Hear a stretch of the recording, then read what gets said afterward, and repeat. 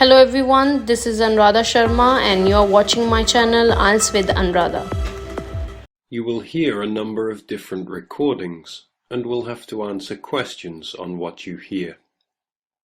There will be time for you to read the questions and instructions, and you will have a chance to check your work. All the recordings will be played once only. The test is in 4 sections. Write all your answers in the test listening booklet. At the end of the test, you will be given 10 minutes to transfer your answers to an answer sheet. Now turn to Section 1. Section 1. You will hear a customer talking to a travel agent. First, you will have some time to look at questions 1 to 6.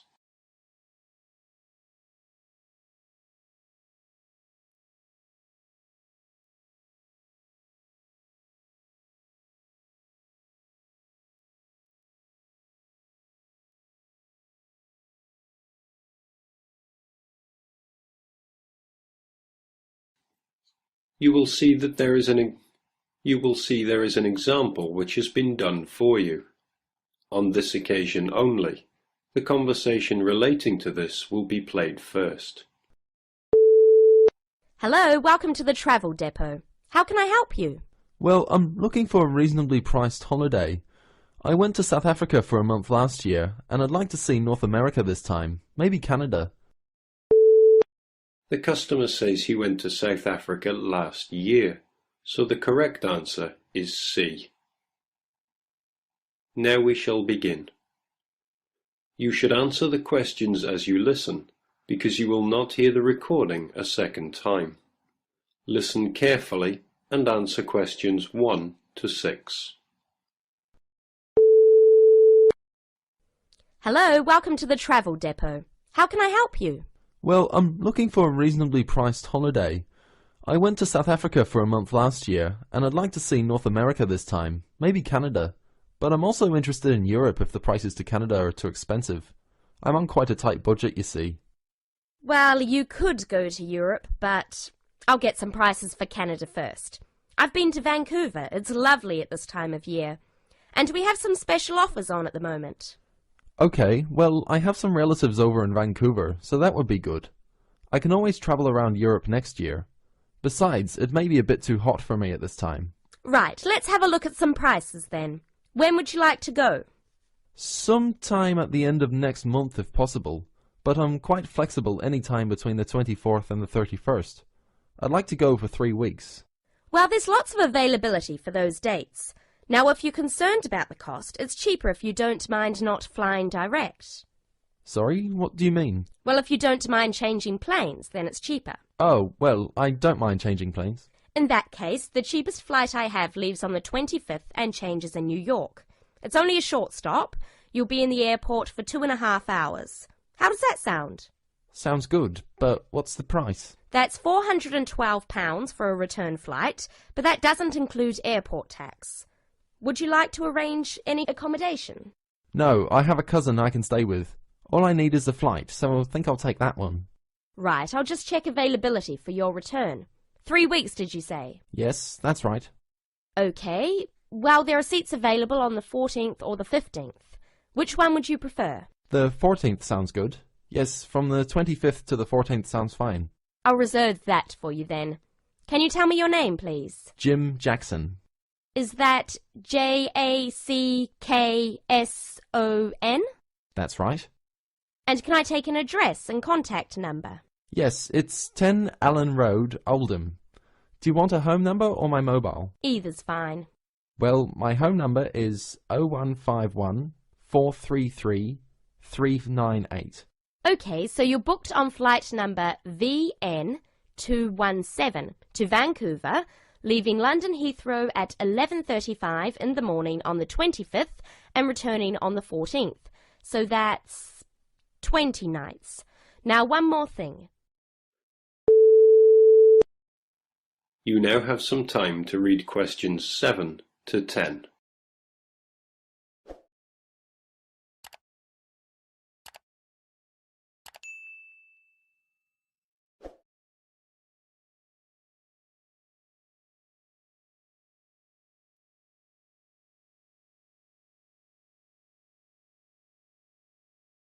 Now listen carefully and answer questions 7 to 10. Now one more thing. Do you have any travel insurance? We recommend all our clients take out some kind of cover, even though most people don't end up needing it. Most people have it just for peace of mind. Well, what type of cover do you have? There are two choices, the Gold Star and the Silver Star. Our most comprehensive cover is the Gold Star, which will cost £21 for the period you are away.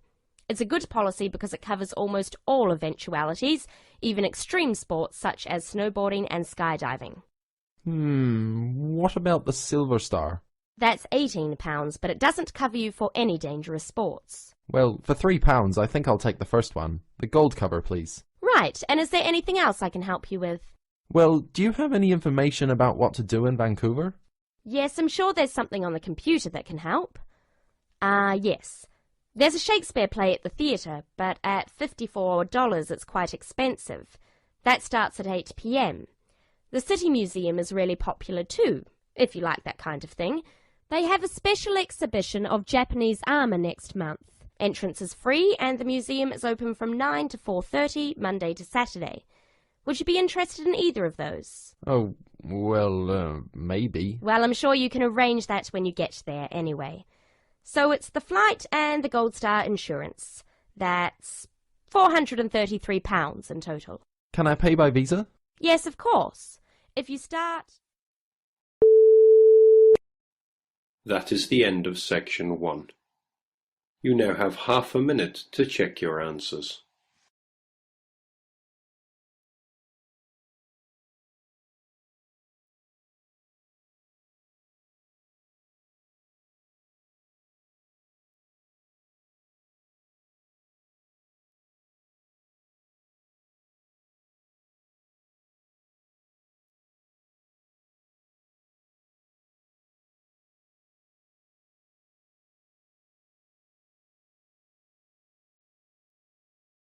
Now turn to section 2. Section 2. You will hear a speaker talking about property. First, you have some time to look at questions 11 to 15.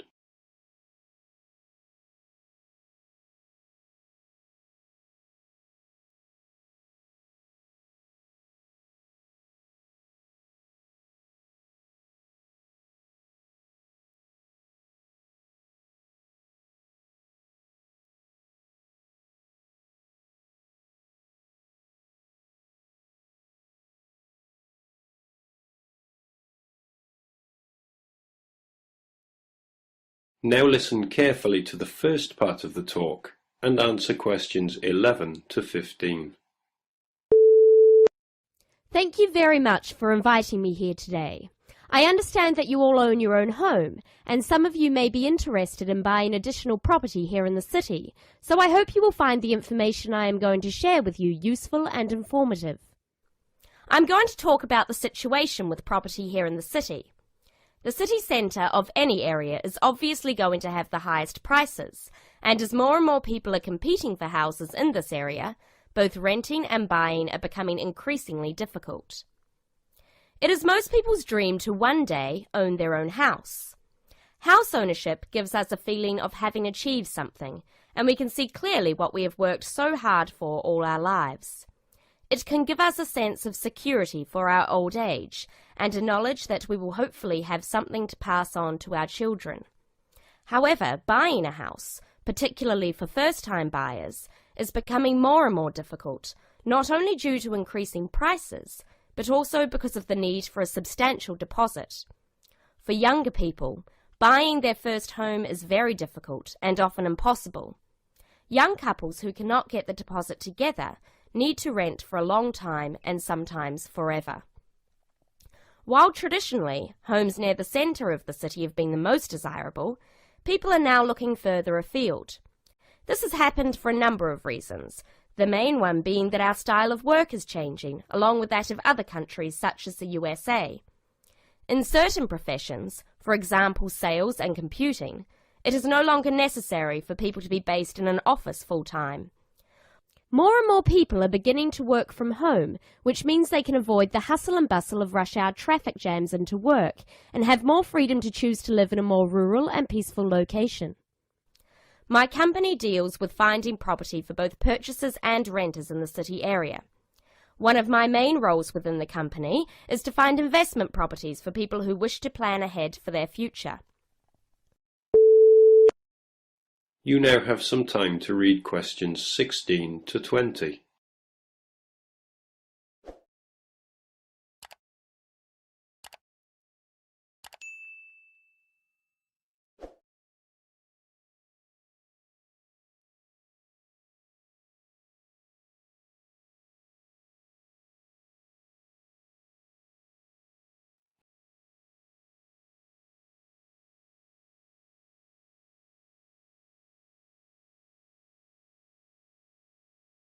Now listen carefully and answer questions 16 to 20. An investment property is usually at the cheaper end of the market. People buy investment properties not to live in, but in addition to their own home in order to rent it out to other people. The advantage of putting your savings into property for the future is that you can be pretty certain that, as a long-term investment, your money will safely increase in value in line with inflation. Many people are turning to property investment instead of pension schemes, as we hear the horror stories of countries such as the UK, where people have invested all their lives into their pension schemes to find that now their money is relatively worthless. Houses automatically earn what is known as capital gains. That is, for every year you own the property, it becomes more valuable and often gives a better rate of interest on your money than most banks do. However, that is not to say there are no risks. There are people who buy property when the market is high and prices are inflated beyond their true value, only to find that when the housing market slows down, they are in a state of negative equity. Negative equity is a situation that arises when you owe more for the house than the house itself is worth. In short, the best advice is to be aware of the ups and downs of the housing market. Property investment, if handled correctly, can be enormously satisfying. I hope that this has given you an insight into the basics of the property market. Thank you for listening. Please raise your hand if you have any questions and I will try to be of assistance.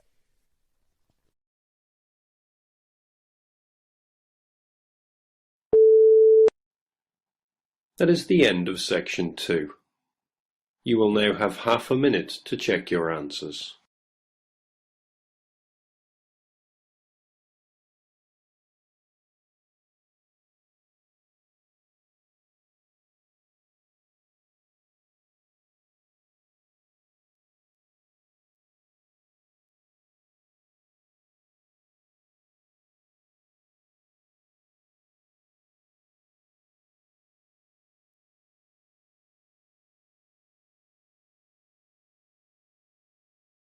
Now turn to section 3. Section 3. You will hear two people talking on a radio show. First, you have some time to look at questions 21 to 24.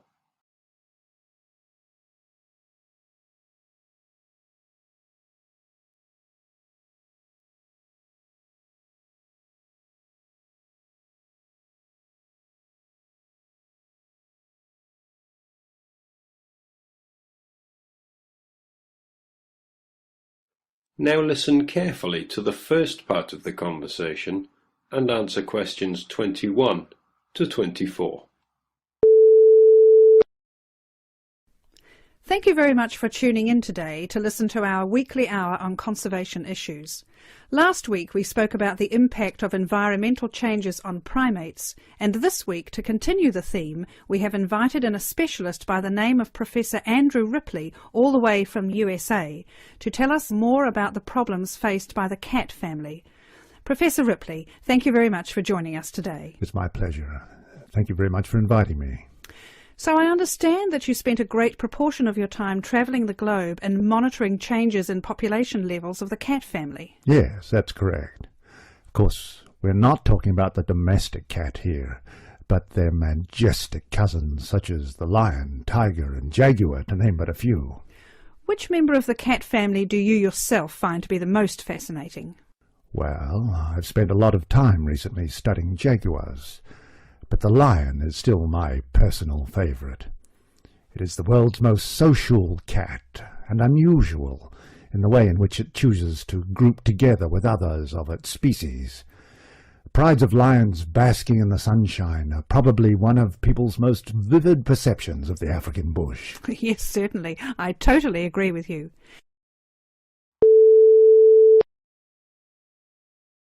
You now have some time to read questions 25 to 30.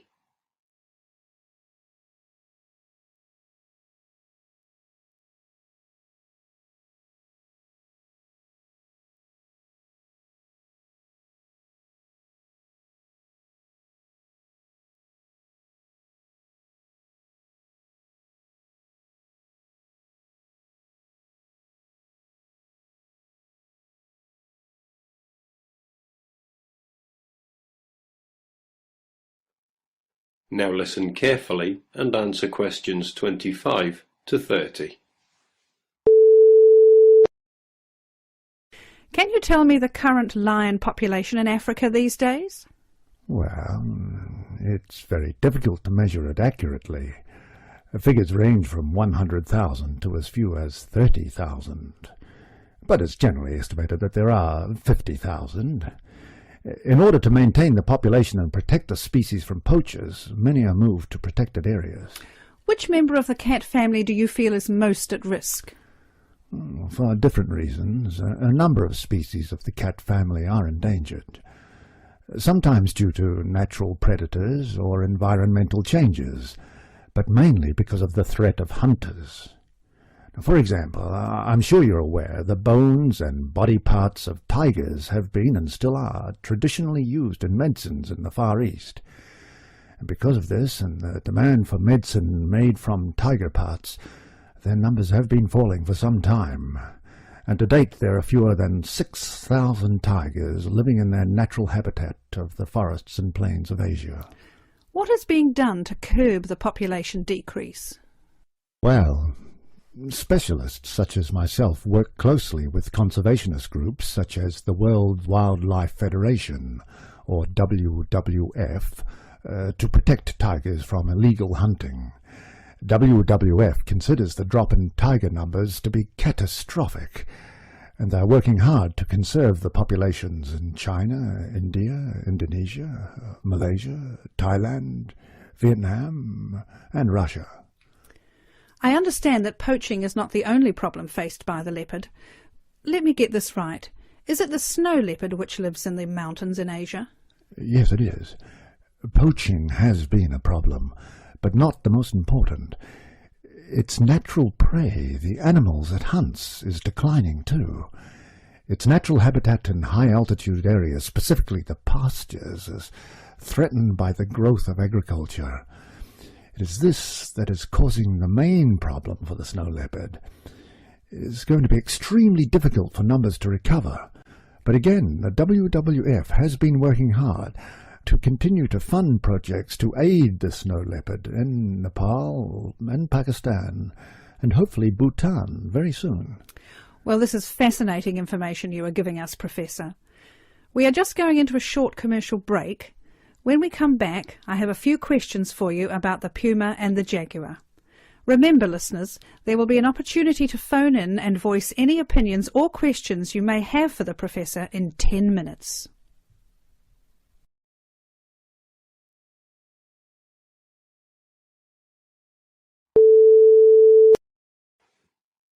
That is the end of section 3. You now have half a minute to check your answers.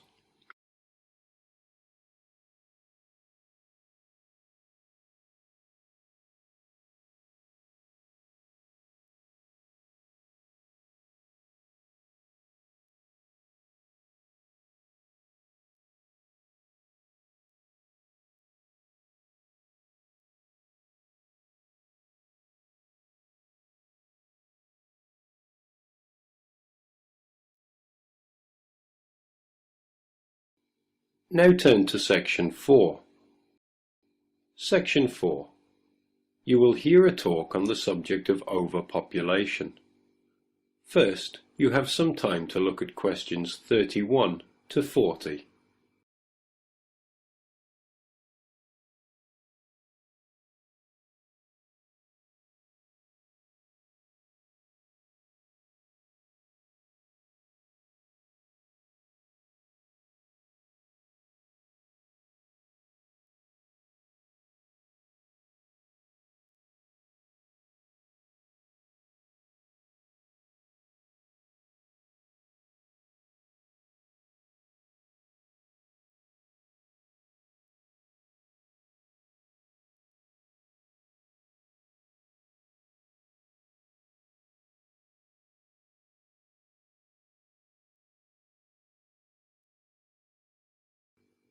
Now listen carefully and answer questions 31 to 40. Good afternoon. I'm pleased to see so many of you here today. As I told you all on Monday, the lecture on overpopulation has been postponed until next week, as we have a guest speaker today. I'd like to introduce you all to Donald Mackenzie, who has recently returned from a 12-month research project in America. He is here to share with us some of the results of his studies into the problem of illiteracy. Hello. Now, as sociology students, I have no doubt that you are aware that it is commonly believed that one indicator of a developed country is the level of education of its citizens. Now, most of these nations have free compulsory education for all, and strict teacher certification requirements. So it would logically follow that people from countries such as America would be highly educated. Yet this isn't always so. In America alone, 42 million adults cannot read, and 50 million can recognize so few printed words they each have the reading ability of a 10-year-old. Frightening statistics indeed. But not as frightening as the trend suggested by current estimates. The number of illiterate adults is increasing by approximately 2.25 million people each year, and although global statistics have not been compiled, it suggests an extremely disturbing figure. Now, inevitably, this is having an impact on employment.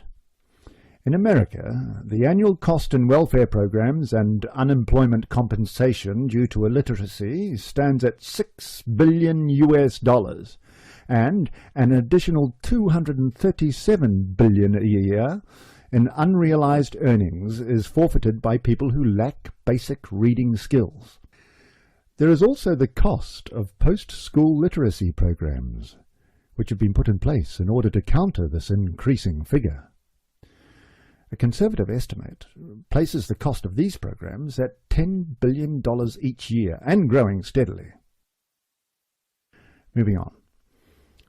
I'd like to talk about some of the causes of this increasing illiteracy. Children were taught to read by first learning the alphabet, then the sounds of each letter, how they blended into syllables, and how those syllables made up words. They were taught that English spelling is logical and systematic, and that to become a fluent reader it was necessary to master the alphabetic code in which English words are written, to the point where the code is used automatically with little conscious thought given to it. And to make myself clear, I mean readers could sound out the letters, spelling them phonetically. Once a child learned this ability, attention could be turned to more advanced content. It seldom, if ever, occurred to teachers to give children word lists to read, or to make beginner-level readers memorize whole words before learning the components of those words, or to memorize whole stories, as today's proponents of the whole language approach recommend. Several recent studies have found that 90% of remedial reading students in developed countries are not able to decode fluently, accurately, and at an automatic level of response. The currently used whole language method was originally conceived and used in the early 1800s to teach the deaf how to read, a method which has long since been discarded by the teachers of the deaf themselves as inadequate and outmoded. English is an alphabetic language that when written, uses letters to represent speech sounds. When students were taught to read, they consciously identified the speech sounds and learned to recognize the letters used to represent them. They were then trained to apply this information to decode the names of unwritten words, understand their meaning, and comprehend the information presented as a complete thought. The English language contains approximately 500,000 words. Of these words, about 300 compose about 3/4 of the words that we use regularly. As I said, in schools where the whole language method is taught, children are constantly memorizing sight words during the first 3 or 4 grades of school, but are never taught how to unlock the meaning of the other 499,700 or more words. Whole language learning causes frustration, poor spelling, and hostility towards reading. Very bright children who can't memorize long lists of words and retain their meaning are placed in special education, when all they need is to be taught the 26 letters of the alphabet, the 44 sounds they make, and the 70 common ways to spell those sounds. Some researchers believe dyslexia and the symptoms of attention deficit disorder are actually caused by this reversal of the normal learning sequence. So, why do faulty reading methods continue to be used? Well, in short, it's big business. The sale of instructional reading programs is big business today. Each year, publishing companies compete for the adoption of reading programs and workbooks, which have to be replaced annually. Concentrating on phonics would seriously reduce the cost of education.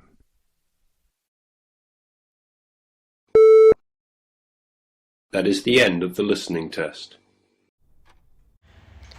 Thank you for watching and stay tuned for more videos.